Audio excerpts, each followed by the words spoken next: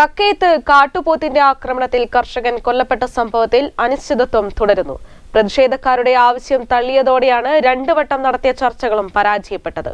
ചർച്ച പരാജയമായതോടെ അബ്രഹാമിന്റെ മൃതദേഹം പോസ്റ്റ്മോർട്ടം ചെയ്യുന്നതിലുൾപ്പെടെ തീരുമാനമായില്ല. തങ്ങൾ മുന്നോട്ട് വയ്ക്കുന്ന ആവശ്യങ്ങൾ അംഗീകരിക്കാതെ അബ്രഹാമിന്റെ മൃതദേഹം പോസ്റ്റ്മോർട്ടം ചെയ്യാൻ അനുവദിക്കില്ലെന്ന നിലപാടാണ് പ്രതിഷേധവുമായി കലക്ടറേറ്റിലെത്തിയ അബ്രഹാമിന്റെ ബന്ധുക്കളടക്കം സ്വീകരിച്ചത്.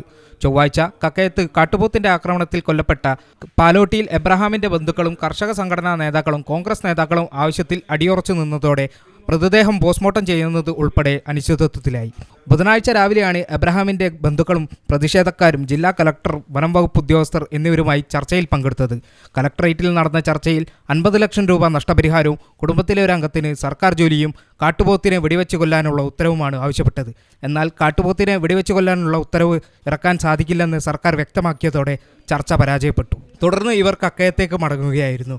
ആവശ്യം അംഗീകരിക്കുന്നതുവരെ അബ്രഹാമിന്റെ മൃതദേഹം കോഴിക്കോട് മെഡിക്കൽ കോളേജ് മോർച്ചറിയിൽ സൂക്ഷിച്ചാൽ മതിയെന്ന നിലപാടിലാണ് ഇവർ പിരിഞ്ഞത്. News bureau, Kozhikode.